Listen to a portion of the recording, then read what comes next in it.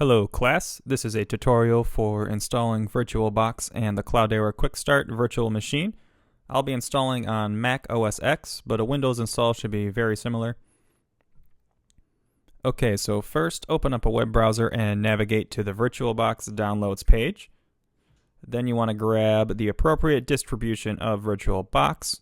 I'm going to grab the OS X host version, and I'm going to cancel that because I already have it downloaded.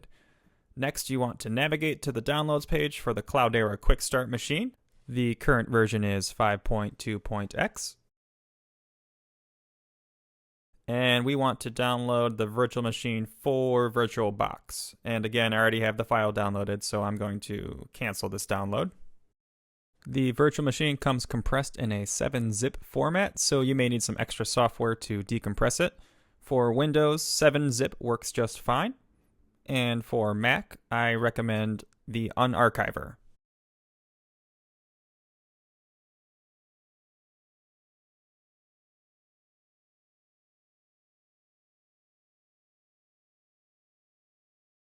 Then find your downloaded virtual machine and extract the 7-zip file to any location that you think makes sense. I have a VirtualBox demo folder here.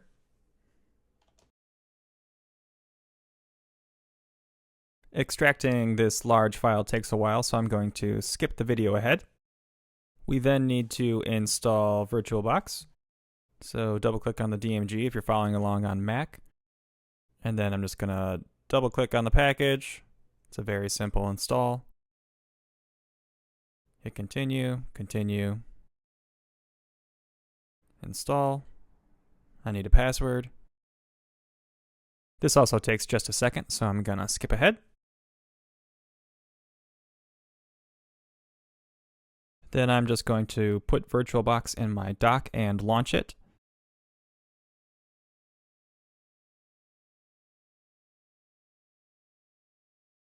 Now I had a previous version of VirtualBox installed, so I already have some virtual machines in here. The initial screen will look similar to this, but you won't have all the machines and all the machine information displayed here. To create a new virtual machine, click on the New button in the top left corner of the window. Let's give the machine a meaningful name. The type will be Linux and the version will be Other Linux 64-bit. Hit continue. Now let's give our VM some memory. I have 16 gigabytes of RAM, so I'll give my virtual machine 8 gigabytes. Cloudera recommends at least 4 gigabytes for its virtual machine. And for hard drive, we're going to use an existing virtual hard drive. Click on the folder icon on the right to open up an Explorer and find the Cloudera Quickstart machine you extracted earlier. Select the .vmdk file and hit create. Now we could launch it, but first there are a couple of settings that I recommend. To see the settings for this virtual machine, either hit the settings tab near the top of the window or right click on the virtual machine.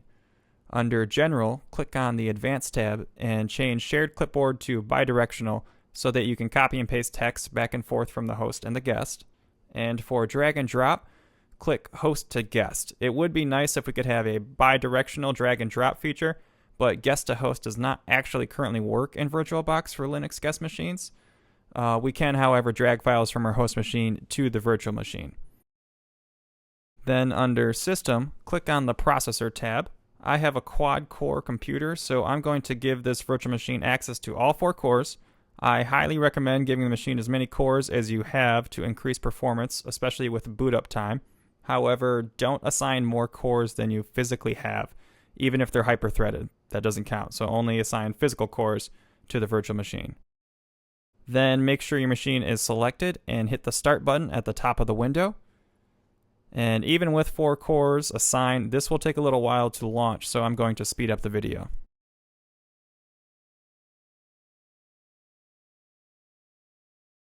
Boot up took about 90 seconds of real time on my machine. We have automatically been logged in as the user Cloudera, whose password is also Cloudera. When Cloudera begins, it will automatically open up Firefox to Hue.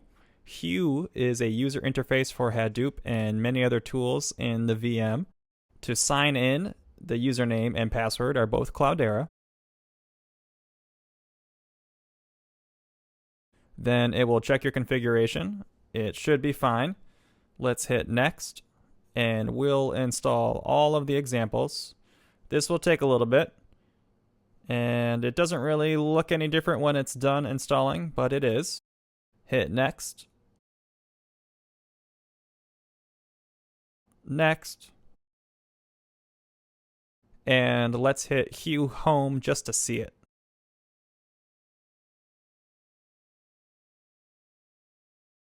Okay, everything seems to be working fine. I'm just gonna demo that drag and drop feature from host to guest because I think it's convenient.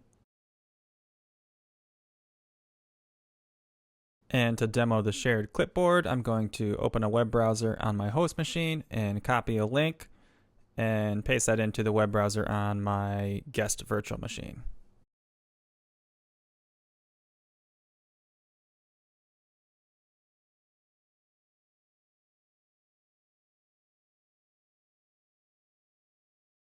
Now let's shut down the virtual machine. Click on the red button in the top left corner of the window. We have three options for shutting down. We have save the machine state, which if we choose means that all of our applications that we currently have open in our VM will be opened when we relaunch the virtual machine. Then there's send the shutdown signal, which is just like choosing shutdown from your normal operating system's menu. And there's also power off the machine, which is like holding down the power button on your physical computer until it shuts off. We're going to avoid the last option. Right now we want to choose send the shutdown signal because we want to make a nice clean snapshot of this fresh installation. The virtual machine has a lot of processes to shut down, so I'll speed this up. Now, since we just did all of that hard work, let's create a snapshot of this fresh installation so that if we mess something up, we can easily reset the machine back to its initial state. I also recommend taking a snapshot pretty much after all major changes to your VM. This will take up extra space on your computer, but it's nice insurance and can be a big time saver.